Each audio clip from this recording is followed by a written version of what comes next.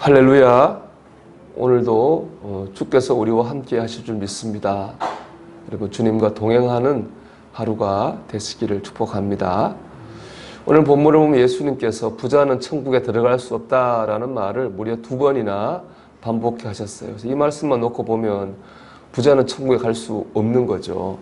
하지만 주님이 이런 말씀하신 배경은 이유가 있습니다. 왜냐하면 요 바로 앞에 주님께서 부자 청년과 대화를 해요.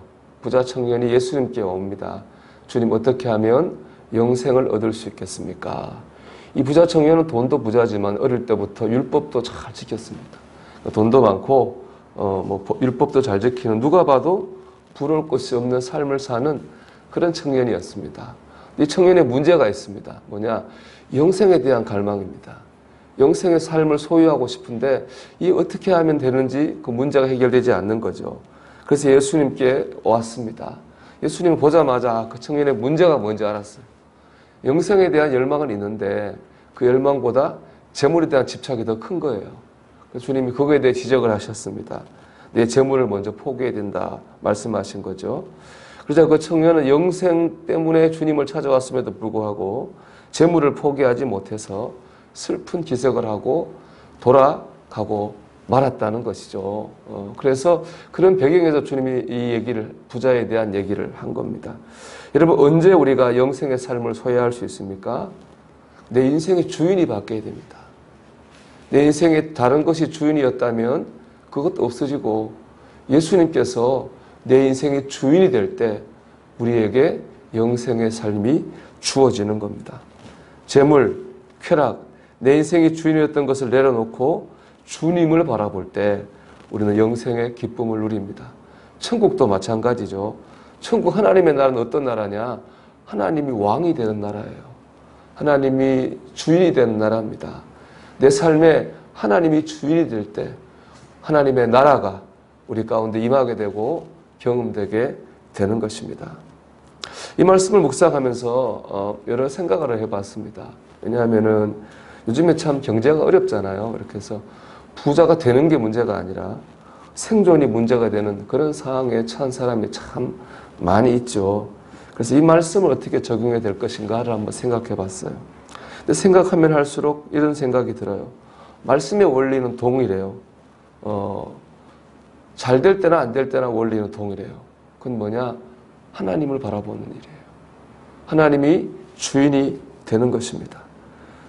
재물 때문에 어렵다고 해서 재물만 바라보면 우리는 더 힘들어집니다. 마음도 육체도 더 공고해집니다. 어려울수록 더 하나님을 바라봐야 됩니다. 하나님을 바라보고 하나님이 주인일 때 영생과 천국이 임한다 하는 것은 그 원리는 변하지 않는 것이죠.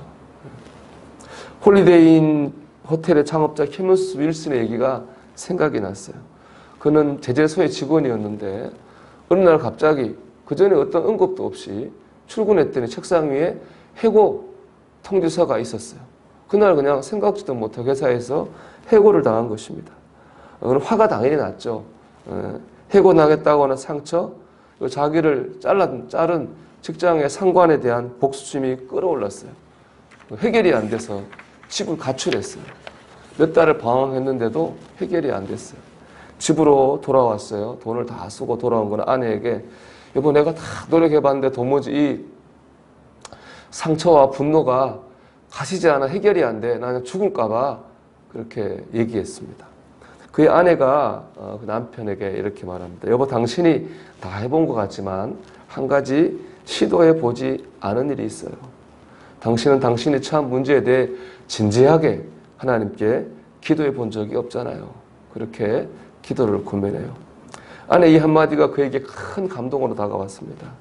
며칠 동안 아내와 함께 오직 기도에 매달렸어요. 간절히 기도에 매달렸거든요. 다른 거 하지 않고. 그랬더니 어떤 일이 일어났느냐? 해고당했다고 하는 상처와 직장 상사에 대한 미움이 사라지기 시작했어요. 하나님을 바라봐지기 시작한 거예요. 그러니까 낙심되는 마음과 절망되는 마음과 분한 마음이 사라지기 시작했고요. 대신 그의 머릿속에 앞으로 뭘 하면 좋겠다라고 하는 생각을 하기 시작했습니다. 그런 생각 끝에 그는 자신의 집을 담보로 융자를 내가지고 조그마한 건축업을 하기 시작해요. 5년이 지나면서 건축업이 자리를 잡기 시작했거든요. 그러던 중에 또 하나 기도 제목이 생겼습니다. 건축업 하느라고 여기저기 다니다 보니까 깨끗한 호텔은 비싸고 싼 호텔은 너무 안 좋은 거예요. 그래서 값이 싸면서도 좀 적당히 깨끗한 호텔을 하면 어떨까 하는 소망이 생기고 가지고 기도하기 시작했고요. 그러면서 생긴 게 바로 이 홀리데이 호텔이 됐다고 그래요. 여러분, 만약에 케미스 윌슨이요, 해고당하고 직장에서 해고 방황했을 때 아내의 조언을 듣지 않고 기도하지 않았다면 어떻게 됐겠습니까?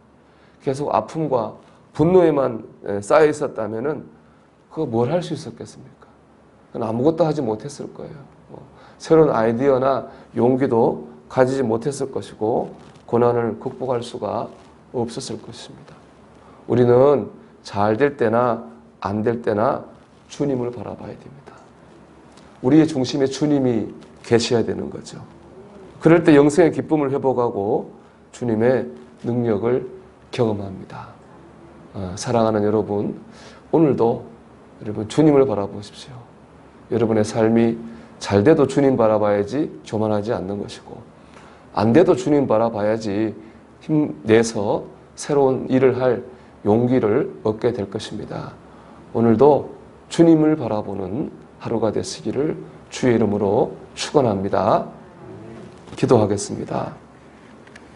오늘도 주님을 바라보게 해주시옵소서. 주님이 내 삶의 주인이 되는 한 날이 되게 해주옵소서. 기도합니다.